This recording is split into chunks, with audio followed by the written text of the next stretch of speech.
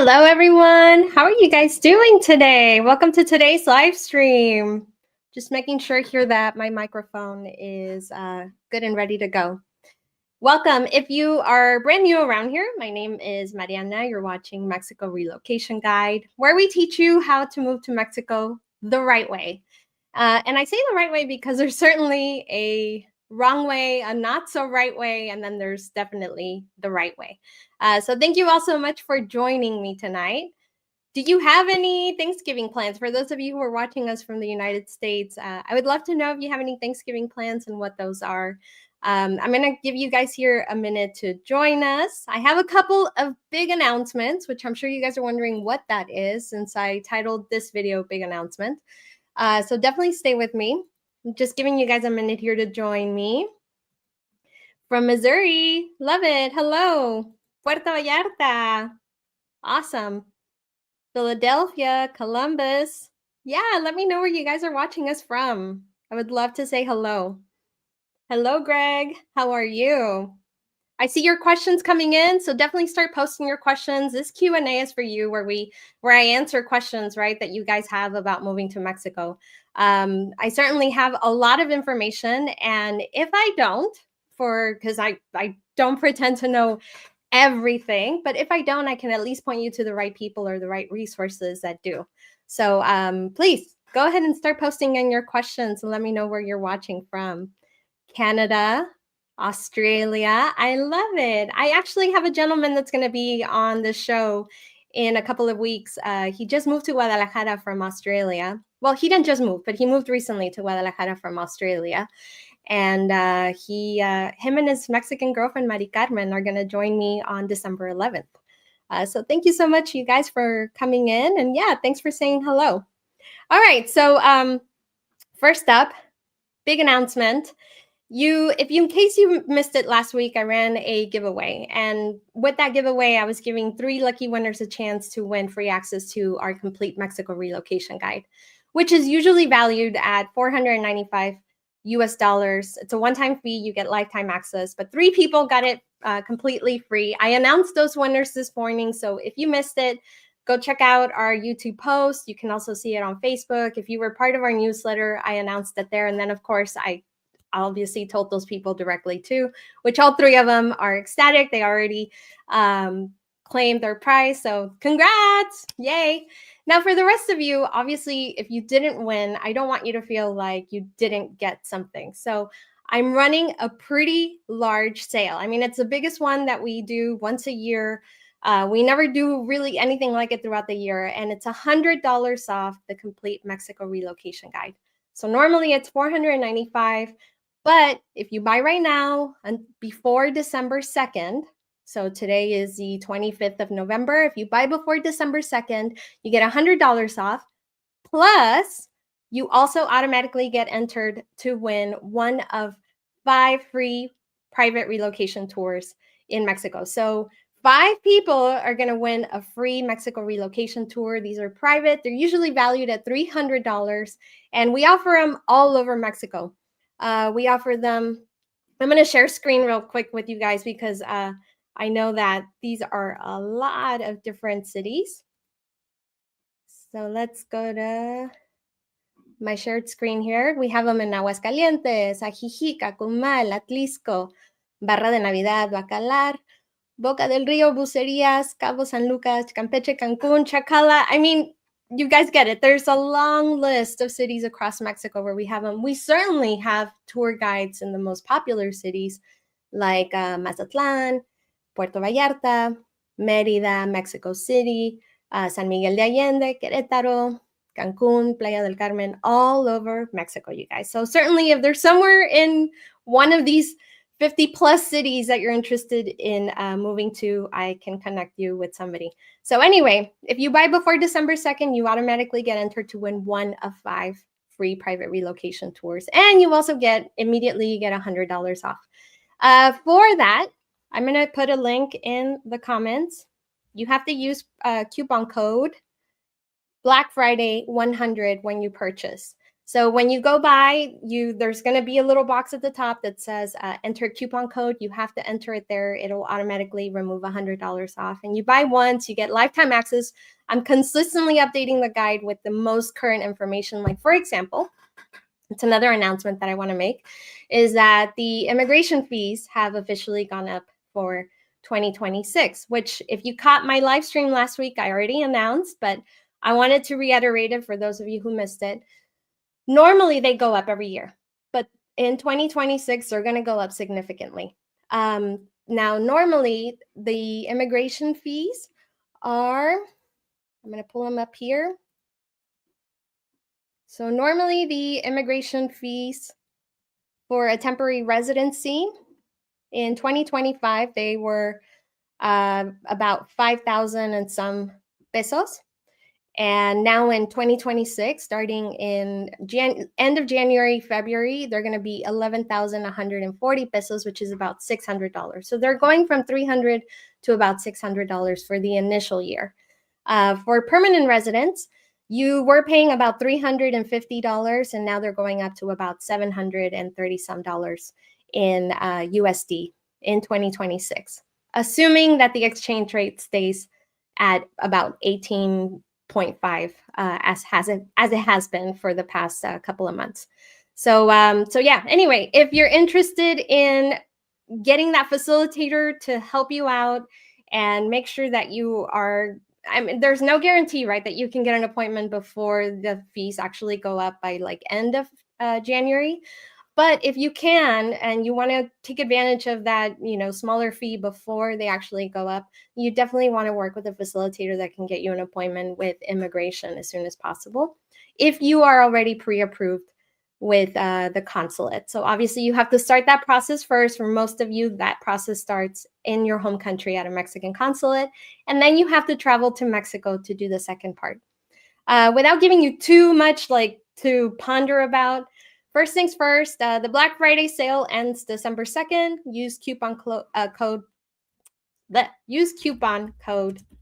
Black Friday 100 at checkout. And if you buy before December 2nd, you automatically get entered to win one of 5 free private relocation tours.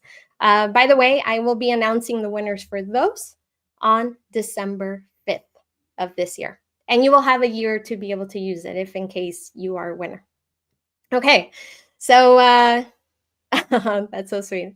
You'll move if I come with you. That's hilarious. Depends where you move. Depends, yeah, depends on the kind of house that you get. I'm just kidding. Okay, so let's see. What questions do you guys have? The other thing that I wanted to mention real quick before I get into the questions that you guys have. Let me share screen again real quick here.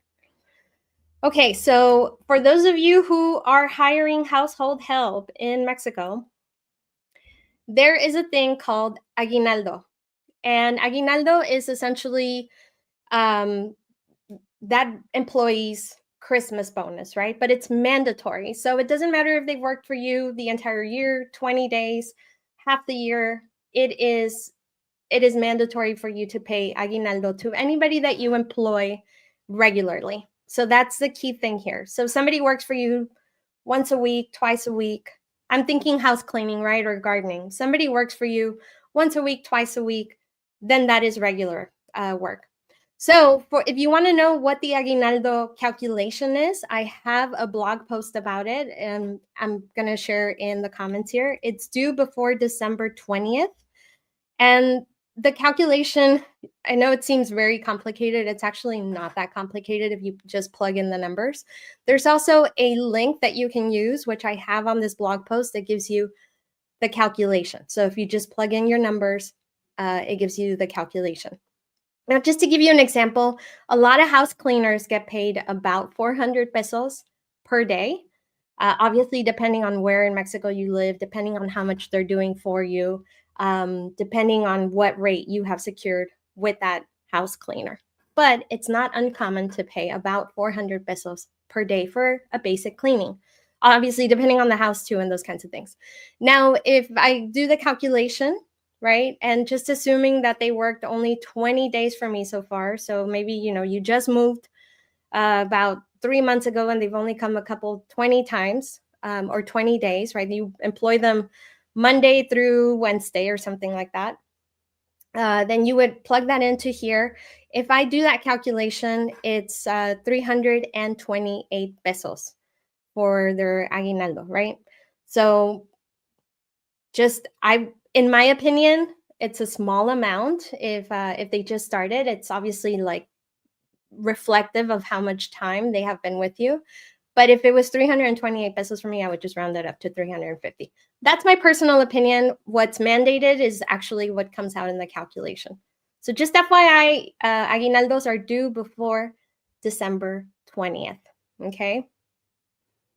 Love it. Yeah, for those of you guys who are going to be at the Mextranjero meetup in Ajijic in February, I'm going to be there.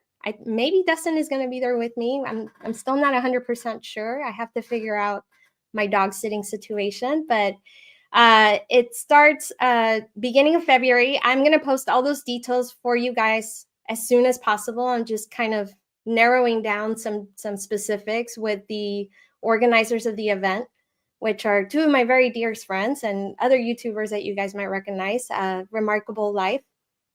But anyway, so I need to like really narrow down those, or like really, figure out those specific dates. And I will see you all there. So yeah, and once I give you guys those specifics, and maybe you can make some plans to meet us there. All right, I see a question here that I get all the time. Can you comment on tipping, like tipping at the gas station, tipping, the attendants at bathrooms, tipping at restaurants? And I think this is a really important topic. And it's one that I think plays well into the topic of like, are foreigners gentrifying Mexico, or are foreigners inadvertently causing the cost of living to go up for a lot of locals? So I think there's a lot of tourism in Mexico, and those tourists also get lumped into just the general people that also live in Mexico full time, because in a lot of Mexicans' minds, if you're a foreigner, you must be just, passing by, right? Except for maybe a few major key cities like San Miguel de Allende, Querétaro, Puerto Vallarta, Ajijic, and, Cabo, Playa del Carmen, where, those locals are used to seeing people live there regularly. But anyway, long story short, why it's important. Despite what you might hear a lot of tourists say, and I think tourists do it with a very kind heart behind this. So I don't want anybody to feel like I'm calling them out. I think sometimes it's just not knowing what's the normal, and then just assuming that because I have more, then I can be more generous. And I think that's absolutely valid. However, 10 to 15% is absolutely normal, okay? In fact, 10% is actually the most common tipping amount at most restaurants. I would say 15% is on the higher end if you're going to a nicer restaurant. A mid to high-end restaurant, then 15% is normal. There are people who will probably say, no, you're wrong, it's 20%, and 15 to 20% is now the normal. Well, I think that's partly what contributes to that inadvertently causing the cost of living for locals to go up. And I say that because then if a lot of people start doing that, and more foreigners are moving to Mexico every day, then that does become the normal. And then a lot of locals can't afford that, and they just start not going out. Or maybe they get not treated as well because they're only tipping 10 to 15%. So restaurants, 10 to 15% of the tab is completely normal. If you go to street food, for example, and I'm reading some notes here because obviously I want to be able to give you guys as much information as possible. Street food, I would say 10% is totally normal, but I would also say that, for a couple of tacos, if maybe, the bill is 70 pesos, I would just round it up to 10 pesos. Okay, so that's just my personal opinion on that. Most street vendors, by the way, do not accept credit cards. So in Mexico, cash is still very much king, and you should expect to carry a lot of change with you. So wherever you are, if somebody has change, make sure that you get change from them. If you can break larger bills like 200 peso bills, then you should absolutely try to do it as much as possible. 100 peso bills, try to do it as much as possible. A bathroom attendant, I usually leave like 2 to 5 pesos. Not all the time. I mean, it just depends on whether there's an actual bathroom attendant and what they're doing. So it totally depends on the context and the situation. Grocery store baggers. This is a really big one. If an older person is bagging your groceries at a grocery store, they are there on a purely volunteer basis. So you really should tip them. I know this is completely different than the culture in the United States and Canada, but in Mexico, a lot of these people are, they get put into these grocery stores by a Mexican government program that gives them the opportunity to continue working past their senior age. And so, but it's fully voluntary. And I would normally tip 10 to 20 pesos, obviously, depending on how many bags that they're carrying for you. So always have change available. Parking lot attendant. So somebody who's helping you park your car. That's very common in most malls. Some grocery stores, they usually also just keep an eye on it and those kinds of things. So 5, 10 pesos is normal. Gas station attendant, 5 to 10 pesos. So that's completely normal too.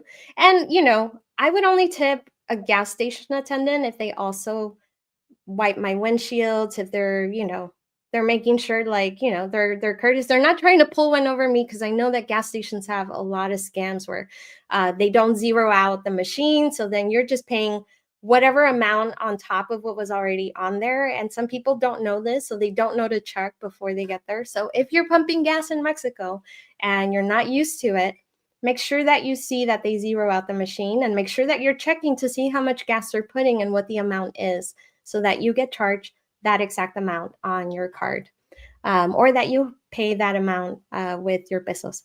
When you're paying with pesos in gas stations, and I'm not trying to say every single gas station is attendant is a scammer. That's not the case by any means. So I don't want you guys to take it to the extreme either, but it does happen. I would say especially in very touristic areas, because most tourists just don't know these things. So that's how they get taken advantage of. But if you're paying with pesos, be in the moment, don't be distracted. See what peso, what note of a bill you gave, and try to do quick math in your head so you know how much you're going to get back. And make sure you count it there, so that way, because it's very common for somebody to hand a 500 peso. You're supposed to be owed 200, but you're only given 100 back. And I know that if you're not used to counting these bills, they look different. You're trying to make conversions in your head. You're trying to do quick math. So I know for a lot of people, it's kind of like monopoly money. It's just, and until you get familiarized with the bills, that might happen to you. But at the very least, at the gas station, you can absolutely pay with a card. Just make sure that the pumps are set to 0 before they start pumping your gas. So I hope that's helpful. Thank you so much for bringing up that point about tipping. Hello, Anita. Thank you so much for being here. Are Mex Law immigration lawyers good to employ? If you want to know any of the recommendations that we have in the online guide as to who we recommend, who we have vetted, how we have vetted them, I have one. I tell you which immigration lawyers in the online guide we recommend. I do all the vetting, meaning I reach out to every single one of them. I can tell usually within 2 to 3 minutes if they're competent. I've interviewed a lot of people that they do a pretty good job at like publicizing themselves as competent, and then I get on the phone with them and they don't know 3 things that are very basic about the process, that I know that if they don't know that, you're going to make a mistake, and it's going to take you longer to get your residency process, or they're just not competent and therefore you're going to pay the price for it. So if I have them in the online guide, there's a good chance that there's not a good chance. It's 100% recommended by us, okay? If you're wondering how we do the vetting of the people that we have in the online guide, I have a blog post about it. If you go to mexicorelocationguide.com, if you look at our free resources, I give you a link there about our Mexico residency visa process. And in there, I tell you about immigration facilitators, what kinds of questions you should ask them, how to interview them, those kinds of things. So that even if you don't buy our online guide, I want you to be equipped with the best information to try to avoid as many mistakes as possible. Obviously, if you have the online guide, I've done that research for you so that you don't have to try to figure out who's good, who isn't. Jersey, love it. Illinois, hello. You're new around here. Welcome. That's awesome. San Diego, North Carolina. Let me see. Let me get to the questions here. Yeah, I agree. Thanksgiving, by the way, I think Thanksgiving is just in my opinion, shouldn't be reserved only for one time a year. Should be a year-round thing. But obviously, I can preach, right? And then we just have to make an effort, all of us, to try to not fight with one another, try to be more connected on a daily basis, have more empathy for those around us who might be going through tough times, and maybe we have no idea what people are going through. But anyway, this isn't a mental well-being live stream. All right, Greg, how do we go about an address change at INM? For those of you who are wondering and who are new around here, or maybe just brand new to the whole topic of moving to Mexico, you might see a lot of acronyms being thrown out. INM stands for Instituto Nacional de Migración, and it's Mexico's immigration authority. To do an address change, depending on where you are in Mexico, most INM offices will require you to make an appointment beforehand. Usually this is done online. They have a really nice portal now. The only problem is that there's hardly ever any appointments, or they get snatched up pretty quickly. So there's still a couple of immigration offices across Mexico where you can do walk-in services. My favorite is Mazatlan. I think it's underutilized. But obviously, if you're not moving to Mazatlan and you need to do an address change in Mazatlan or not in Mazatlan, then that wouldn't work for you. So it depends on which immigration office in Mexico you're going to, if they require an appointment online beforehand or if you can walk in. And then you need to bring try to write down where you live or memorize where you live. You make that change of address with them, and it's pretty straightforward. You also write a letter. You should have a letter typed out and signed beforehand, stating that you are guaranteeing that you're saying the truth. So it's una carta bajo protesta de decir la verdad. And you will see that that's also very common in many immigration procedures across Mexico, to have this letter. So yeah, pretty straightforward. I would say for those of you who are wondering when should you make your permanent change of address, I get that question a lot. I would say do it as soon as you have an idea of where your long-term rental is going to be. If you're renting, if you bought a house and you know that that's going to be your house, and you can make that change of address to that home. But for those of you who are kind of scouting different parts of Mexico, you're not really sure, you're maybe thinking Central Highlands, the beach, maybe a big city, maybe a small town, I wouldn't make that change of address until you're pretty sure where you're going to end up in Mexico. And once you do, and you have a pretty long-term contract or agreement, then I would make the change of address to that. All right, let's see. My question is, if my wife and I get documents apostilled, do they expire? Is there any reason not to get this done early in the process, even a year or two before we make the move? No, I actually recommend that you get your documents apostilled as soon as possible, unless there's going to be a change in your name or a change in your marital status or something that requires that document to get apostilled again.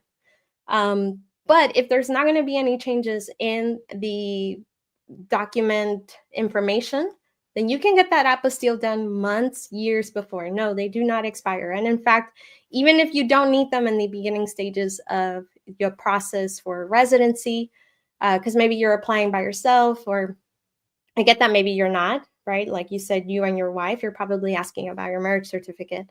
But let's say some of you were watching at home and you're not married. I would still get my birth certificate apostilled.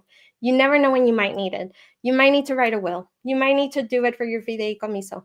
You might need to do it for whatever other reason, right? So I would say get your birth certificate apostilled, get marriage certificates apostilled.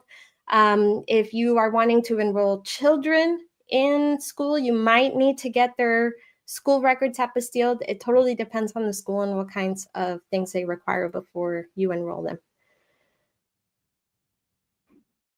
Hi, Sherry. Thank you so much for considering purchasing the relocation guide. I'm about 2 years out and wondering if I should wait. Well, that's a really good point that you bring. I have customers who buy it months before they move, years before they move. It just depends on the level of research that you are comfortable doing. I will say this, people who bought it 2 years ago locked it in at a price that's lower than today's price. So if we do a price increase in the future, you will not have to pay that price increase, which we are thinking of increasing the price in 2026 because we've added so much information to the online guide since we last increased the price, which was in 2023. I don't know yet, so we're considering it, and if I do increase the price, I will tell you all. But we are thinking of increasing the price in 2026. If we do, it would be around March. So again, if you are thinking about it, and with that knowledge, now that you have that knowledge, the Black Friday special is really a big deal. I will say this though, before you buy the guide, it's really important for you to know if you're eligible to move to Mexico. So the main things you have to consider is, can I qualify for residency? If you don't have a relation to a Mexican resident or a Mexican national, that is the only way that you could bypass the solvency requirements, right? For most people. Obviously, if you're like a special skilled employee or something like that, there's other ways. If you're getting petitioned from a Mexican company, then that's another way, because a Mexican company is the one that has to prove that they make enough money, and then they prove a small amount for their employee. Students, same thing. But for most of you who are watching, don't fall into those categories. So if you're not married or you don't have a relationship with a Mexican national or resident, or your parents are not, Mexican citizens themselves, then you have to do it through the economic solvency way. Now, the good news, and this is really, really, really good news, is that Mexico has started implementing the UMA requirement, or they have started implementing UMA into their solvency formula as opposed to minimum wage, which had been done historically before. Like 2025, they're still doing minimum wage. In 2026, they will start doing UMAs, which means, this is really good news, a big deal. Historically, the economic solvency requirements would jump up about 15-20% every year. And in 2025 to 2026, they will not go up. In fact, they will stay either the same or go down slightly. Like they will go down maybe $100, $150, $200, depending on the exchange rate, but they will not increase. And that's a big deal, you guys. So currently it's about $4,300 that you have to prove that you make monthly, net before taxes. Or you can also apply if you have savings or investments. So like a brokerage account, a 401k, investments in the bank. You have to prove that you have had at least about 68,000 to 70,000 US dollars for the past 12 months in a savings or investment account. So you have to prove that you had that you were carrying that balance month over month, not that you have 70,000 each month. Okay. Not that you make 70,000 each month. That's what I'm trying to get. So you can apply either way. Now, for those of you who are wondering, like, I really want permanent residency, but the requirements are just so crazy, you should get temporary residency first. Don't worry so much about permanent residency. Literally, you have all the same benefits as temporary residency gets. I would even argue you get more benefits because you can bring your foreign plated car to Mexico without having to worry about at the end having to get rid of the car, or or not at the end having to worry. Sorry, you can bring your car, your foreign plated vehicle, to Mexico, and then after the 4 years of your temporary residency, assuming that you keep renewing every year, or that you renew initially for the 3 additional years, you can keep that car for the duration of your temporary residency. Whereas a permanent resident, you could only bring that car, that foreign plated vehicle, one, if you lived in the free zone, which is all of Quintana Roo. So Cancun, Playa del Carmen, anywhere in Quintana Roo, Chetumal, those kinds of areas, because they border another country in Mexico. or any part of the free zone that's all of the Baja Peninsula, so Baja California Sur or Baja California, parts of Sonora, so like for example, Rocky Point, and parts of Tamaulipas. But if you're not planning to live in those areas as a permanent resident, you would not be able to bring your foreign plated car to Mexico. You would have to then nationalize that car, which means working with a customs broker at a border. And usually the sweet spot or the cheapest route to get a car nationalized in Mexico and make it Mexican, get Mexican plates, is that the car have an antiquity or that it's 8 to 9 years old. That's the sweet spot. It doesn't mean that you cannot nationalize a car if they're older or newer than that amount of years. It just means that it becomes more expensive. And also, those cars need to have been manufactured in North America.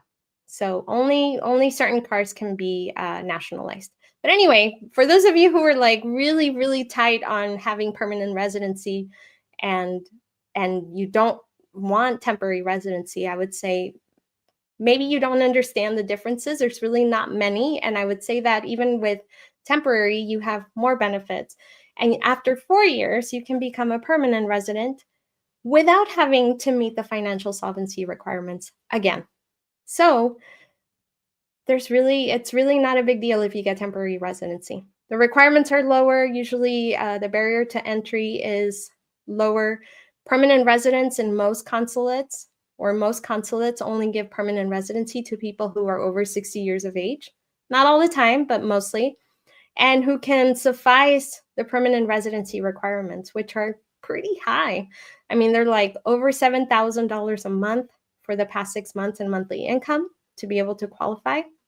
Or you need to show that you have $280,000 in savings or investments and that you've held that balance for at least 12 months. So if you're selling your house in the US or Canada or whatever, wherever it is that you're watching us from, to be able to get permanent residency, you would have to hold it for at least 12 months. Okay, so very important for you to know that too. Very important for you to understand that if you're working with a realtor in Mexico who is pushing you to buy real estate in Mexico, because with the idea that you will get temporary residency by owning property in Mexico, I would say watch out. They might not know what they're talking about. Despite what you might read on the Mexican consulates and despite what you might see on a lot of government websites, and despite popular belief, owning property in Mexico is not the easiest way to get residency. It's very hard. For starters, most Mexican consulates do not they require you to have the deed to the home and it needs to be valued at a certain amount. And that amount is like $500,000 currently. And not only that, a lot of them will want you to prove that you have savings or investments too. So like, I know that a lot of realtors just read things and they probably do it out of their best will or knowledge, right? It's on the Mexican government website, but in practice, it's something very different. So they might just not know any better. The good ones probably know.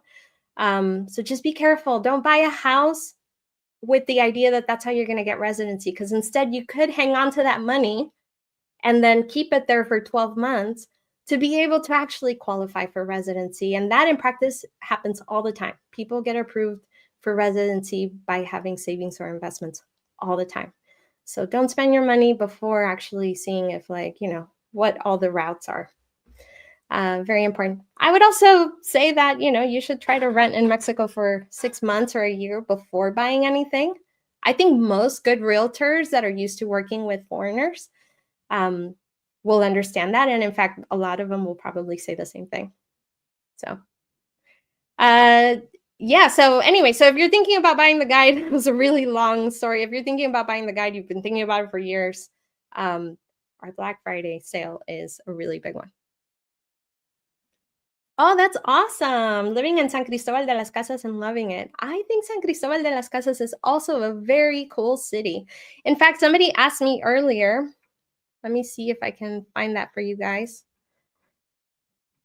So I get this question all the time, Julie. Is it possible to have a conversation with you prior to scheduling a tour? I would like your professional recommendations for places to visit based on our interests. I personally don't do one-on-one consulting or one-on-one kind of phone calls or one-on-one hand holding, because I don't have the time to do it. I have thousands of customers. We already have our very awesome private Facebook community, which I'm constantly in there answering questions, giving people advice on where to find that information in the online guide. I'm constantly making sure that the online guide is kept up to date. I'm making videos for you guys so that you guys can discover so many different cities across Mexico. So it's not because I don't want to, I'm one person and I don't have the time. But I will say, Julie, this is exactly why we have this YouTube channel. And I've made so many videos on the different cities across Mexico that you should consider. And I give you tips on weather, on location in Mexico, what are the pros and cons, what are the rentals like, those kinds of things. And I know a lot of you guys prefer to read this information, like maybe watching a video isn't going to be feasible and watching a couple of them isn't going to be feasible. So if you want to just like read a list of best places to live and like a very quick snippet of information on each one, like, what's the weather like, how many people live there, those kinds of things.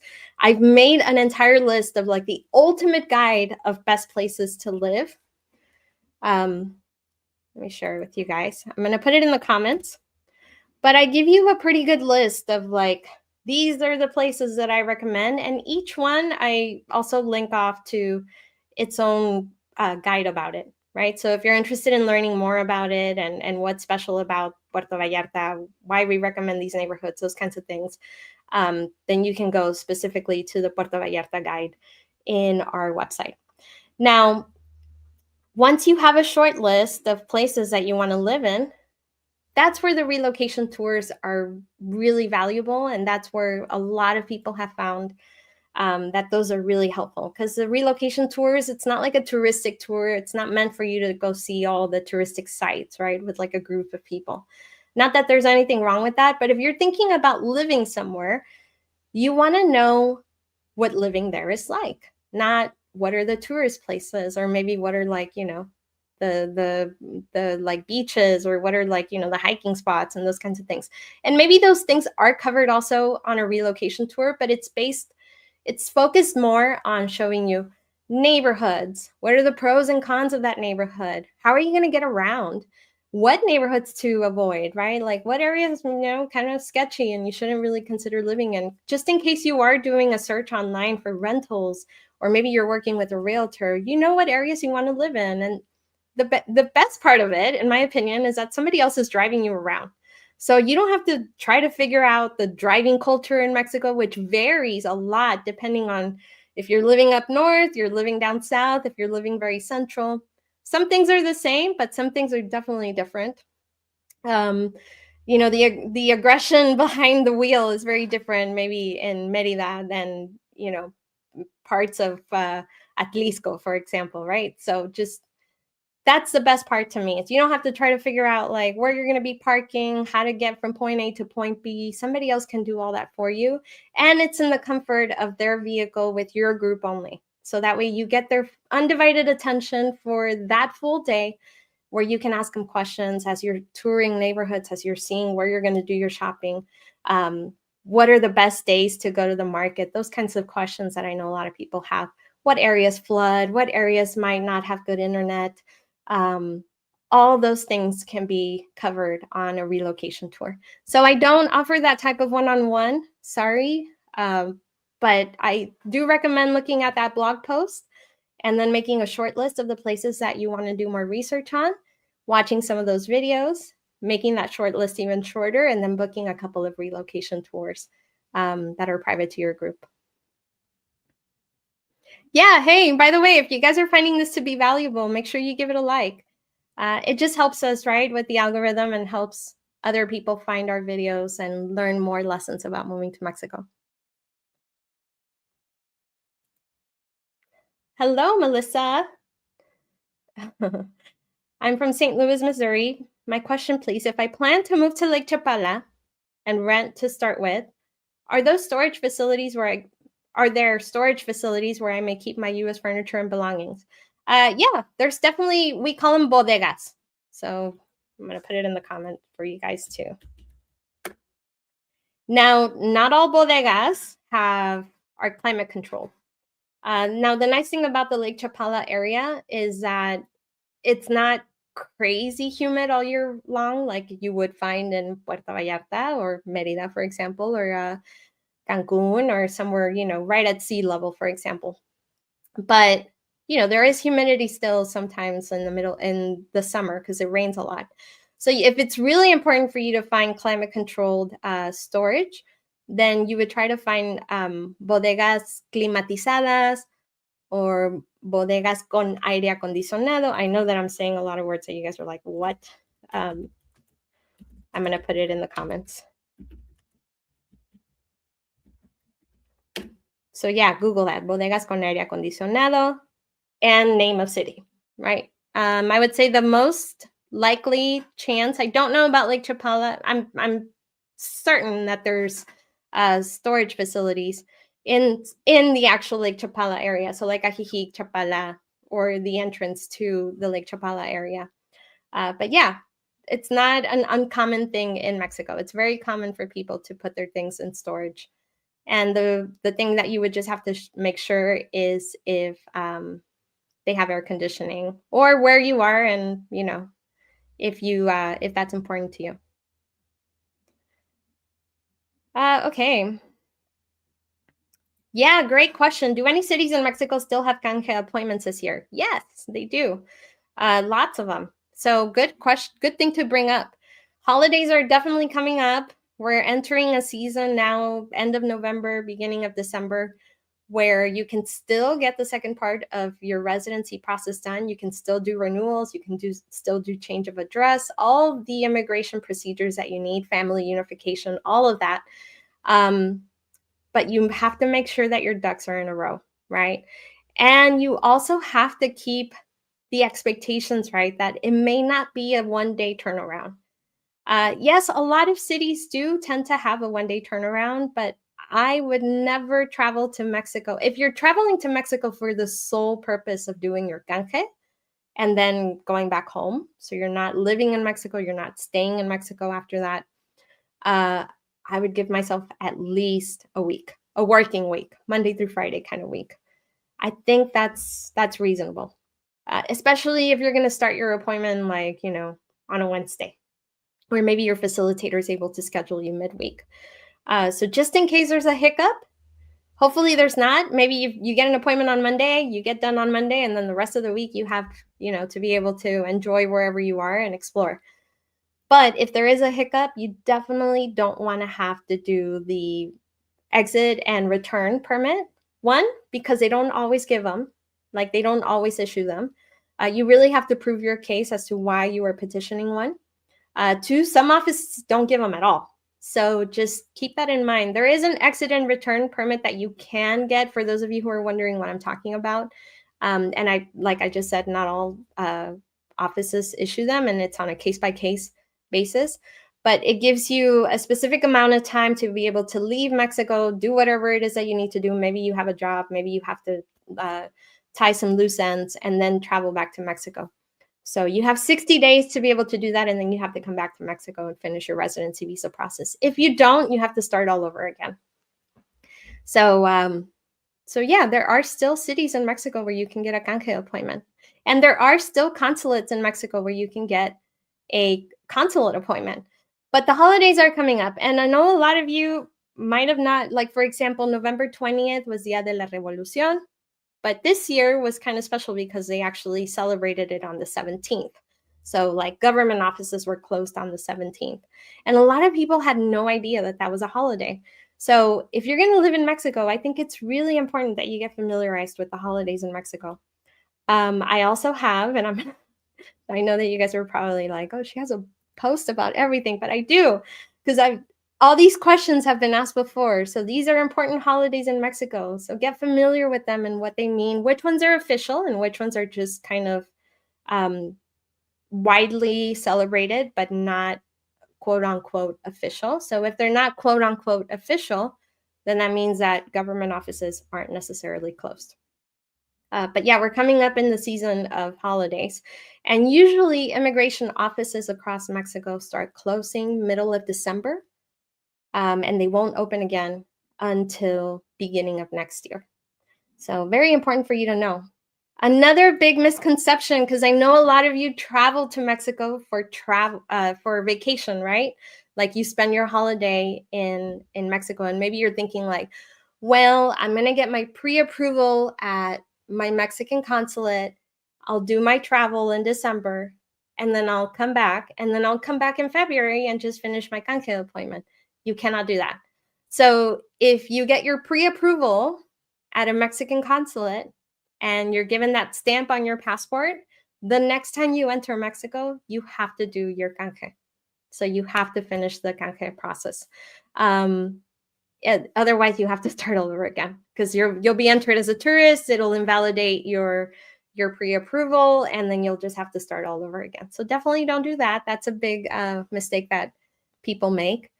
And yeah, good question though. Thank you for asking that. Do you know anything about digital ID in Mexico proposed? Any opinions on it? Yeah, I do. I do know that it is now it's scheduled to start in February of 2026, and or sometime in early 2026. I've heard February. I've also heard March. The president of Mexico, Claudia Sheinbaum, has said that it's not mandatory. But then again, my personal opinion is that it won't be mandatory at the beginning. You guys, anything that I'm telling you about the digital ID is just speculation, okay? Nothing has been publicized about this. But I do think that just based on what I have read and anything that I have researched and seen and talked to from the immigration facilitators, the realtors that we work with, the real estate lawyers that I talk to on a regular basis, all the professionals in the online guide that I have a relationship with, we all think the same thing. It's not going to be mandatory, quote unquote. It's going to take a while for the entire country to actually adopt it, or maybe never. And three, it's not going to be mandatory, but it may be required for more process or procedures, trámites is what we call them in Spanish, than you might want it to be. So for example, opening a bank account, it might be required for that. This is a digital CURP, by the way, for anybody who's wondering what this digital ID is. I don't think that you need to be worried about the security of your personal information. We live in a world where I don't really know that anybody's personal information is not public anymore. Like if you're on Facebook, if you're on YouTube, if you're on any social media and you have a social media account, if you've ever bought things online, if you've ever opened up an email account, just for the simple sake of being able to like work in an internet world, most likely your information is already out there, okay? But I know that people are concerned about the whole biometrics of it because apparently they're going to require like a cornea scan and then, of course, fingerprints, which, by the way, when you do your residency process, they take your picture anyway and you have to do fingerprints. So I'm just saying, right? Like if you want to be a legal resident of Mexico, they need to be able to have a record on you. This is very common anywhere in any country. So I don't think that people need to worry about it so much. But yeah, that's what I know about it. I'm not the expert on the digital CURP. I don't work for the government. This is just what I've researched. So when I know more information about it, I'll definitely share it with you though. So thank you for asking that question, Michelle. Thanks for being here. Okay, Jane, I know that you're sharing your personal information here just for the sake of this live stream and for the sake of like today's question, but I just piece of advice for anybody out there, don't share your income online, okay? Don't share how much you make. Don't share how much you have in your savings account. Those things can all be traced back. And you never know who's lurking out there. So just, I obviously with me, if you and I were talking, your information would be safer than safe. But I don't know who all is watching this video. So just, I'm going to delete your information, but I just have I have your, and I'll edit that part out of this video. Sorry for putting you up on the screen. But anyway, for anybody out there wondering, I see this in the Facebook groups all the time. Like, I have this much in my savings account. I have this much in my bank account. And I get this much every month from Social Security. Do I qualify for residency? You don't have to put in specific numbers. The requirements are very straightforward. If you have one or the other, you don't have to prove both. So if you make a certain amount of income each month, the requirements usually change every year. In 2025, it's about 4,300 US dollars that you need to prove that you make every month. And you need to prove that you have that in bank statements in net cash, right? So like that your deposits and your, whatever money is going out and whatever money's coming in, that your ultimate balance, your net balance, is at least $4,300 every month for the past 6 months. That's how most consulates see it. So they normally want to see your bank statement, like one summary statement. It depends on the consulate. Some of them want to see every single paper for every single statement. So if you have 15 pages per statement and you need to show the last 16 months, that's a lot of pages. But you should bring as much information and hope that you don't need it rather than need it and you don't have it. So you need to prove that you make at least 4,300 US dollars every month for the past 6 months, or or you need to prove that you have at least 70,000. I'm just going to round it up, 70,000 for the past 12 months in a savings account or in a retirement account for temporary residency. So it's very straightforward. That's 2025. In 2026, we assume that they will go down slightly. So if you already meet the 2025 requirements, you will be eligible in 2026. So you don't even have to put your budget or your income situation for anybody to read. Because one, it's not safe, and two, it's very straightforward. Thank you for being here. I just mentioned that because I see this all the time on Facebook groups, on Reddit, on YouTube. So let's see. How common are apartments on the second or higher floor that are available for non-residents? So non-residents doesn't matter. Like, rentals in Mexico are rented to basically anybody, with some exceptions. I know that, for example, Querétaro is very, very paper heavy. Mérida is also very paperwork heavy when it comes to rentals, real estate, anything really legal. In Querétaro, Mérida, Mexico, also to some extent, are, and it makes sense, are kind of the largest cities. Guadalajara also they're the largest cities, and therefore they're the most formal cities when it comes to legalities, documents, bureaucracy, those kinds of things. Second floor or higher apartments are very common on second floors or higher, especially if you live in a tower. So if that's important to you, then definitely look for rentals that are in a tower or that have multiple floors. I do have a really good email series on finding the best rentals in Mexico. If you haven't joined that, go to Mexico. I'm just going to put the link in the comments because it's actually a pretty long one.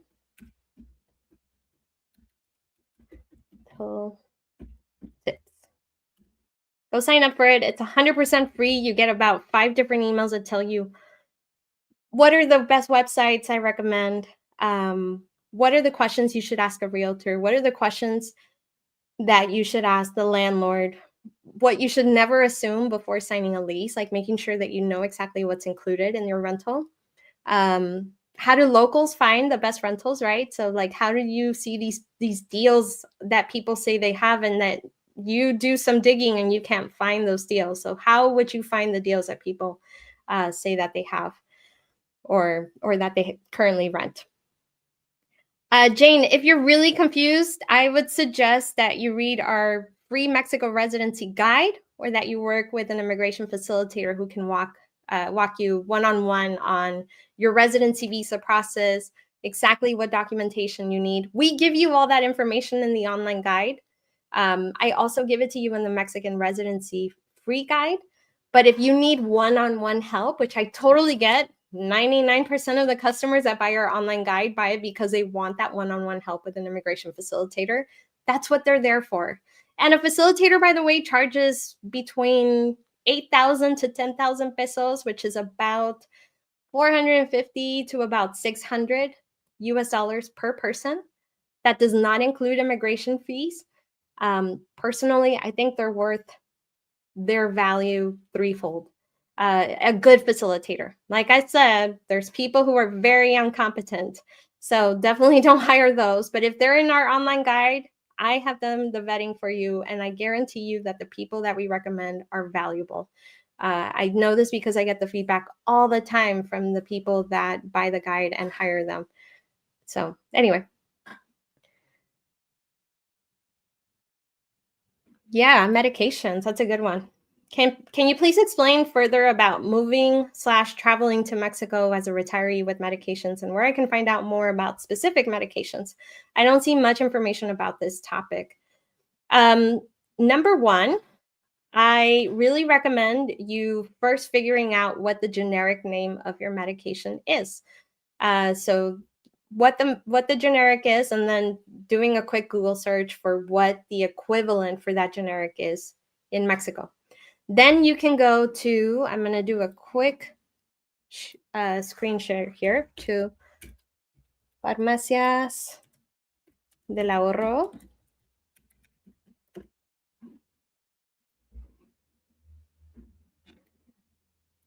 This is a very, very good pharmacy across Mexico. There's also Farmacias Guadalajara. But Farmacias del Ahorro is a really good one. They have a lot of locations across Mexico. Then you would do a quick search for that specific medication, the generic name in Mexico. So the generic name is sometimes exactly the same in Spanish, but sometimes it's not. So you have to do a little bit of research. I do have a list of the top medications in Mexico and their equivalent, or the top medications in, let me look this up, sorry. The top medications in the United States and their equivalents in Mexico. Let me find that for you. Sorry. Here you go. I'm going to put that in the comments for you, Pablo. So I did I did this research a couple of years ago, and these are like the top 10 most common medications and their equivalent in Mexico. And I just did a quick, like, this is their cost if you were paying for it out of pocket per month in the United States, or this is the cost that most like insurance might pay or subsidize. This is what most people pay, even if you have insurance. So out of pocket, or you have like one of those health savings cards or whatever. And this is about their price in Mexico for the equivalent amount of time and about the equivalent dosage. I'm not a doctor. You should talk to a doctor to make sure that you know exactly what dosage you should get for that prescription in Mexico. But I just wanted to give you an idea of the most common medications, what their retail name is in the United States, and what their generic name is in Mexico. And then if you want the full 50, the list of 50 medications, give me your email address and I will send you an email with a list of 50 different medications that are the top 50 most common medications, their equivalents in Mexico, and just like a rough idea of the price differences. The other thing you can do, and what I would really recommend for all of you, is to try to have a telemedicine consultation with a doctor in Mexico. You can find one by going to doctoralia.com.mx. Okay. You can go to doctoralia.com.mx. You see that right here, the link for that. And then you can find a en línea, which means online, the type of specialist. So, whatever specialist that you are trying to find, you can obviously translate this page too, because I don't expect you to know the Spanish name for your specialist. And then, you hit buscar, and then you can also filter by languages spoken, right? So if any one of these offers telemedicine, then you can have a quick telemedicine consultation with them and tell them exactly what medications you are taking in the United States. If they can try to help you find the equivalent in Mexico, that way you can go and do a search on farmacias del ahorro, farmacias similares, find out what the cost is, those kinds of things. Most medications people pay out of pocket in Mexico because most medications are very affordable. Very, very, very affordable. It's only in the US that pharmaceuticals are just very, very expensive. Um, so in Mexico, a lot of these things are one, usually given over the counter. And then two, if you do have a prescription, paying out of pocket for them is not going to be, earth shattering. A lot of pharmacies also give people discounts on specific days of the week, or if you're over 60 years of age. So yeah, it's not hard to also, if you are already in Mexico, make an appointment with a doctor general or a general doctor to be able to also help you. But of course, if you're taking specific medications for a specific condition, you should try to find the specialist for that condition to consult with them. But you can do that online too. So check out Dr. Alia. Another thing that I want to mention about this is if you are doing a scouting trip, if you're coming for canje, if you're coming to Mexico for any extended amount of time, right? Make sure that you pack your medications with you. I just had a client do their canje a couple of months ago, and they have a pretty serious heart condition or something similar, something heart related, and they forgot all their medications at home. And so obviously the facilitator was helping him find a cardiologist who could help him out like pretty short notice, get to the pharmacy to be able to fill a prescription and these kinds of things, because it was a pretty serious condition that if he didn't take his medication, he would be pretty ill in a couple of days. So make sure that you pack your medications. If you're doing a scouting trip and you're kind of extending your trip out for a couple of months, if you're able to get your medication filled for months, try to or get months filled ahead of time. Try to get months filled ahead of time before, having that stress of having to see a doctor right away the minute you get to Mexico so that you can figure that out. It just buys you more time to not have to be stressed out.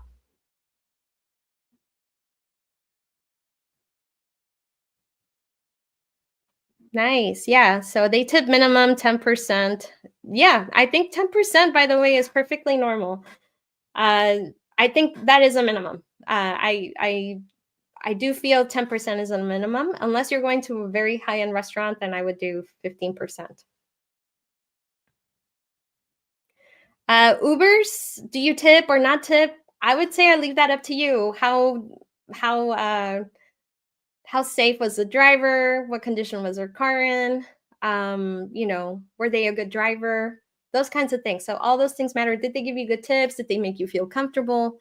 Maybe they went out of their way by helping you. If they help you with suitcases and your suitcases are really heavy, I would absolutely tip. So that's kind of going out of their way. That's not necessarily included on an Uber trip. Yeah, great question. So if we plan to live in a zone where we can bring our US vehicle, are we required to get a temporary vehicle permit? If you are living or driving anywhere outside of the free zone, which again, the free zone is all of Baja California or all of the Baja Peninsula, which is Baja California Sur and Baja California, which includes Rosarito, Ensenada, Tijuana, La Paz, Cabo, any one of those like major cities, right? And then any city in between, because all of Baja Peninsula has a lot of cities, Todos Santos, those kinds of towns. If you're driving anywhere there, you do not need a temporary import permit. If you're driving in, there's the free zone is only a part of the other border with Mexico and Arizona and Texas. including Rocky Point, Matamoros, Nuevo Laredo, these kinds of cities. I don't see many of you wanting to live in Matamoros and Nuevo Laredo, but if you do not need a temporary import permit. In Rocky Point, you also don't need a temporary import permit. However, in Quintana Roo, all of Quintana Roo. So if you were driving from Costa Rica and you were going to move to Mexico and you happen to be driving south and you're going to be crossing in through Belize into Quintana Roo, then you don't need a temporary import permit. But you can't drive from the United States and Canada and plan to drive to Cancun, Playa del Carmen, and not get a temporary import permit, because then that means you have to drive through all of Mexico without a temporary import permit. You get what I'm saying? So the free zones are those areas. If you're driving only in those free zones, you never plan to take your foreign plated car outside of those free zones, you do not need a temporary import permit.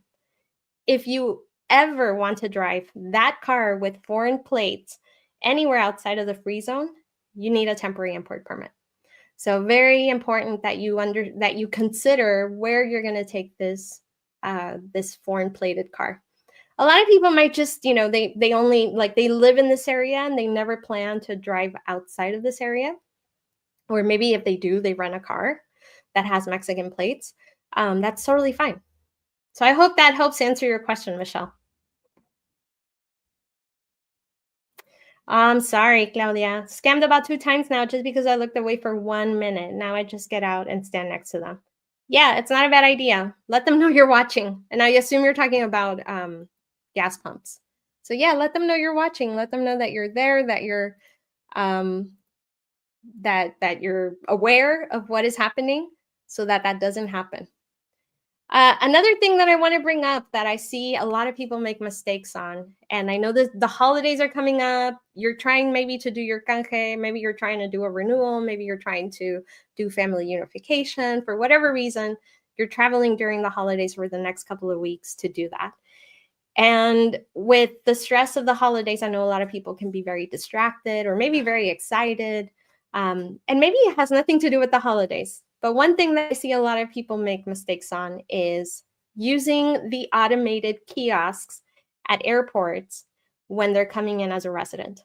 So if you have your temporary or permanent residency stamp, or you have your temporary or permanent residency card, never use one of these at an airport, okay?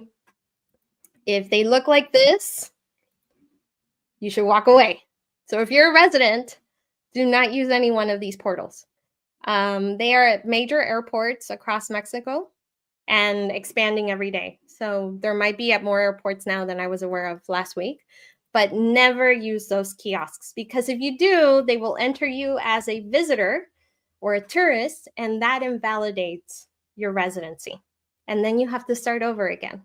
And if you qualified for residency 3 years ago when the requirements were $2,100 and now they're $4,300, you may no longer qualify. So you definitely want to pay attention when you're at the airport.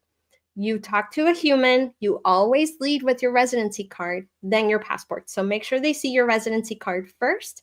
If you are coming in for canje and they have that stamp on your passport, make sure you have it open to that page before the agent grabs your passport. So make sure that they understand that you are a resident. Make sure you're paying attention to see what they're doing.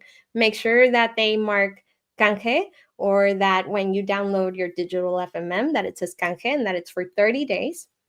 Those things. So if you're coming for canje, those are the ways it goes. If you're coming in as a resident card holder, then they will write either TR or RT or RP, residente temporal or residente permanente. So just make sure if you're a resident, never, ever, ever use those kiosks. If you have a Mexican passport, that's totally different. If you are a US citizen or Canadian citizen or European citizen who's just traveling to Mexico and you're not a resident, feel free to use those kiosks. They're supposed to be there to help automate the process. When in doubt, use the residence line. So if an airport has a tourist line or a residence line, use a national sign.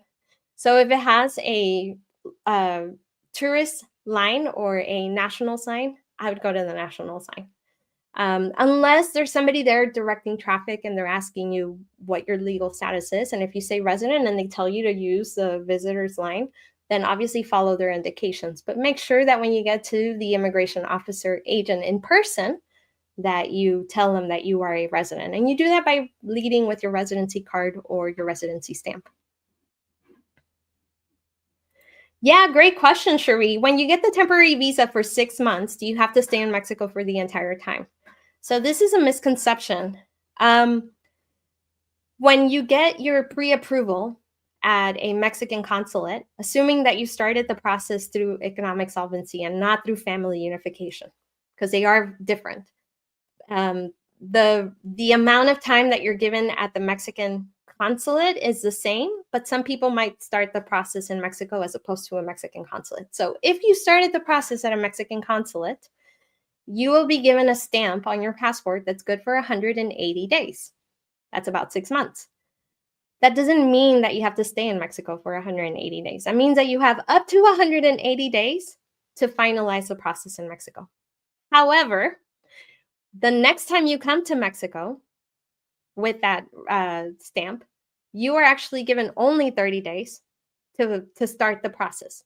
So the stamp is good for 180 days, but once you actually enter Mexico, it is only good for 30. Okay. So you have 30 days to be able to start the process. Doesn't mean you have to finalize the process in those 30 days, but you do have to start the process. And you know that you started the process if you're given a folio number or you're giving a número único de trámite. That means that like you're in the system, right? So you must stay in Mexico until you get your residency card. Sometimes that's done in a single day. Sometimes it's done in a couple of days. Sometimes it's done in weeks. It just depends on if there's any problems with the way the Mexican consulate in your home country did things. If there's any problems with the paperwork that you brought with you to the immigration offices in Mexico, that's where an immigration facilitator is really, really, really helpful. And I mean, when I say immigration facilitators, I mean the ones that we recommend, because not all of them are great. Trust me. But it all depends on if that immigration office has ran out of plastic cards. That happens less and less nowadays, but it still happens sometimes.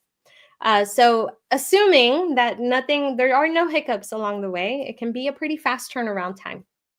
But I would still just make sure that you give yourself at least a full working week, right? Or unless your facilitator tells you something differently, because there are cities across Mexico, like Cancun is a very, very busy immigration office. Playa del Carmen is also a very busy immigration office. And some facilitators have mentioned that they've heard through the grapevine, it's not like a common practice across Mexico, but they have heard it through the grapevine that some immigration agents are asking people to stay there for X amount of time to suffice like a residency, like an in-presence test, even though there's nothing written in immigration law or in any form of like constitution of the like in the immigration section of the Constitution, there's nothing written saying that residents need to live in Mexico for a specific amount of time to remain a resident. That could always change in the future, but currently that is not the case. So for those of you who are asking, should I start the residency visa process sooner? I would say yes, absolutely yes. Yes, yes, yes, a million times yes, for 2 reasons. One, get it out of the way, right? You don't have to live in Mexico to remain a resident right now. And if you get temporary residency, you have to be a temporary resident for 4 years before you can switch to permanent, unless you are married to a Mexican national or Mexican resident, then you get expedited to 2 years. But assuming most of you are 4 years, you have to wait 4 years to become a permanent resident. Once you're permanent, you're golden, right? Like you are good. You don't have to renew. You don't have to ever go to an immigration office again unless you change your condition or you change your last name or something that immigration requires you to visit, like for example, a change of address. But you don't have to do one of the hardest procedures, which is the renewal or the canje. And if that changes in the future for temporary residents, you've already locked in your permanent residency. So that's why I think you should try to do it as soon as possible if Mexico is a place that you are considering moving to in the future. If you're not ready to move right away, That's perfectly okay. People get their residency years before they actually move. Some people get it as a plan B, although, I think those people are less and less every time. I think people, if they want to go through the entire process of going through residency, most likely they're like at least 60% sure that they're going to be moving to Mexico. Um, that's just based on the feedback that I get from clients. I wrote a great blog post on whether or not you need a Mexican driver's license. Hint, you do not. It's not mandatory. But there are situations in which I think it's very valuable for you to have a Mexican driver's license. So if you're interested in that, go to mexicorelocationguide.com, go to /blog, and all my blog posts are categorized based on when I most recently updated them. But you can also do a search. So kind of how you saw me search earlier for medications, you can search our website that way too, if you have a keyword. All right, I'm going to take a couple more questions. Yeah, thank you, Anita. Sometimes I throw out these words, and I know that some of you have no idea what they mean. An apostille is a way for governments to be able to authenticate each other's documents. So specific governments joined a group, right? It's called the Hague Convention. It started after World War II. And Mexico is one of them. The United States is another one. Canada just recently joined. And all these governments say that if your government can authenticate that your document is not falsified, it's not like counterfeit or whatever, and they can seal it, then we will take that as an authentic document. So anyway, yeah, that's what an apostille means, and they don't expire. If you're in the United States, you get it from the State Department. In Canada, you get it from the Canadian government. I have all the process for how to do it exactly in our complete Mexico relocation guide. I also have brokers that can do it for you if in case you're in Mexico and you need it for something, and photocopies are good enough for the procedure that you're doing. I have a lot of brokers that can actually do it for you remotely. So you don't have to go back or ask somebody to get it for you. In immigration, it's harder for them to take photocopies. They usually want the original. It's not always impossible, but it requires a lot of begging and pleading from a facilitator. Another reason why a facilitator is really helpful, and I will kind of pound this one more time into this conversation, is that you need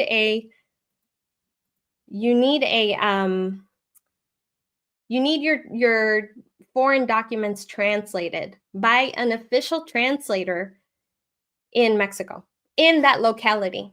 So if you're going to be doing your trámite or your legal procedure in Puerto Vallarta, you need to find a perito traductor, which is an official translator that is certified in Puerto Vallarta.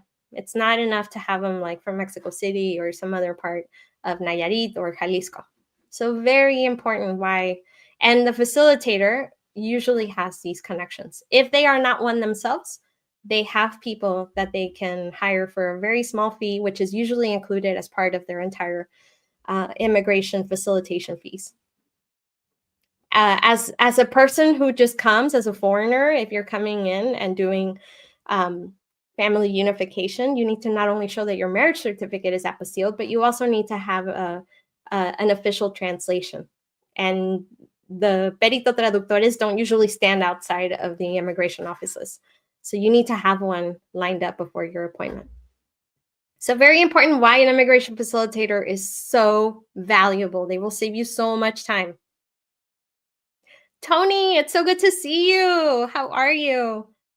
Tony is one of the people that when we first started the guide, he was one of our first customers, first of all. So thank you, Tony. I will never forget you. Second of all, we kind of discovered Atlisco together because he was looking into Puebla, right? You were looking into Puebla. And Puebla, I'm very familiar with Puebla, but Atlisco I wasn't really familiar with. And we got connected to a local there Marta, who is amazing. She's such an angel, such a good woman. And anyway, she does our relocation tour. She helps people find rentals. And now Tony's living in Atlisco. And then we recently had another client, Patrick, who moved to Atlisco. So there's a lot of cities in Mexico. That's why it's so hard for me too to just do like a one-on-one consultation with people to get an idea of like what cities they would be a good fit for, because it's not a small country. There's dozens of cities. And you know what? We're always discovering more and more places that you guys are interested in. So that's why those videos are very helpful. But it is going to require a little bit of work on your part. The online guide is great. It gives you a lot of step-by-step information, but it's not the end all be all. And I don't want anyone to think that it's like you buy it and you're never going to have to do any research.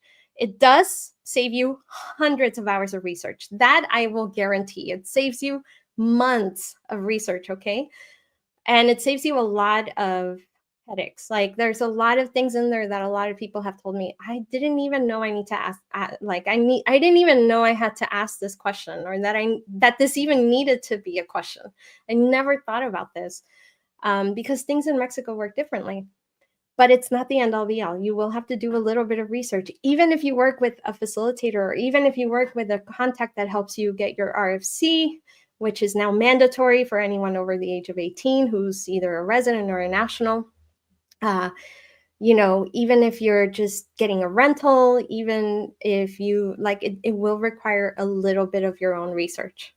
And in some cases, a lot. It just depends. Like, for example, you know, somebody asked about their medications. It's going to require a bit of research on your end. I have excellent contacts that can help you get doctor's appointments, help recommend you with the right doctors who speak English, the best surgeons. They even have access to specific houses across Mexico where you can rest up afterwards. So it's a medical concierge. They can walk you through your medical billing and those kinds of things. But they can only help you so much too. You will have to have an idea of like what type of surgery you need and what ailment you have, right? So that they can help connect you to the right people. So we do have a lot of contacts in the guide that can help you, but it will require a bit of research on your end. And we do have a lot of step-by-step information. Trust me. I want to show you one thing because I think this might be underutilized in my opinion in the guide. And I think it's a great resource for, and I just personally think it's a great resource for finding rentals. So I have a list of like the top Facebook groups across Mexico. So like in Aguascalientes, in Ajijic, in Atlisco, in Bucerías, in Cancun, Cabo, Ciudad de Mexico, Mexico City, Chapala, Ensenada, Guadalajara, just all over Mexico, right? I have the list of Facebook groups where you can find rentals. And a lot of these are Facebook groups in Spanish. So like in Rentas Puerto Vallarta, right? A lot of these are going to be in Spanish. So their target audience is a Mexican national who is looking for a rental. You want to be able to find rentals in these Facebook groups if you're not working with a realtor, because usually nationals aren't paying the sometimes exorbitant prices that a lot of foreigners are. And a lot of foreigners pay those prices. One, because they can afford it sometimes, and two, because they just think that's what it costs. Like that's the norm. And in some cases it might be. I'm not saying that if you're renting right now and you're a foreigner and you didn't find your rental on a Facebook group, you're overpaying. That's not what I'm saying. But I am saying that a lot of people just don't do research and they take it at face value and they just assume that that is the price. And then once they actually live in Mexico for an extended amount of time, they start realizing like, oh, there's actually more rentals that like meet my actual budget, not this elevated budget that I had to increase because I just didn't know what I didn't know. So I think it's underutilized. And I give you a lot of resources like that in the online guide, not only in Puerto Vallarta, but across Mexico. So anyway, I will close with that. If you're interested in the online guide, make sure that you use coupon code Black Friday. We're ending that deal December 2nd, and you will automatically be entered to win a free private relocation tour in one of the cities across Mexico where we have them. It ends on December 2nd at 11:59 Central Standard Time, 11:59 p.m., so right before midnight. Use Black Friday 100 at checkout to make sure you get $100 off. And if you use that coupon code, that's how I will keep track of who entered so that I can select 5 people at random. Yeah, so make sure that you enter as soon as possible. You get this deal. It's a once in a lifetime. It's highly valuable. If you want to go read some of our reviews, I have them linked on this page. You can go to mexicorelocationguide.com /Black Friday. And I will put that in the comments. So I hope that this is helpful to you guys. I want to thank you all so much for joining me today. I also want to say that I mentioned earlier that, Thanksgiving isn't necessarily like, for me, I get it. It's a once a year like time for us to reflect and what we're thankful for and all those things, right? But for me, it's every year for you guys. And I truly tell you this from the bottom of my heart. Running Mexico Relocation Guide has been the most important thing I have ever done in my life. I don't take it lightly. I love this community that we have built. We have like 86,000 followers on YouTube now. Tons of engagement on Facebook. I love that you guys find the information that we share valuable. I never take it for granted. I love when you guys send me emails about the milestones you have reached. I also like it when you share the challenges, and that way I get to know like what kinds of questions, what kinds of problems do I need to help solve for you, and do I have contacts that can help solve them for you if I'm not physically able to write a how-to guide on it, right? Because sometimes there aren't like blanket instructions that I can give to everybody. So I just want to tell you, I'm very thankful for you. And thank you so much for joining me today. For all of you that have already bought the guide, thank you for your trust. I love my customers. And I hope that you guys take advantage of this Black Friday deal. So I will see you all in my next live stream. I plan to do one December 11th with Mark in Guadalajara and his girlfriend, Mari Carmen. So stay tuned for that. He's a gentleman that moved from Australia, so I think you guys will find it to be very, very valuable. Certainly, Guadalajara is a great city, and if you like big cities, Guadalajara is great. It's a foodie city for sure. There's such good food in Jalisco. And then, you're not too far from Puerto Vallarta. It has a great international airport with tons of direct flights all over the United States. And, for those of you who like the idea of living in Mexico City, but maybe it's a little too chaotic, well, Guadalajara might be like a better step, like not so chaotic down. So anyway, enough of that. And I will send you guys an email of when that next live stream is. Thank you so much for joining me tonight. See you guys soon. Nos vemos. Happy Thanksgiving.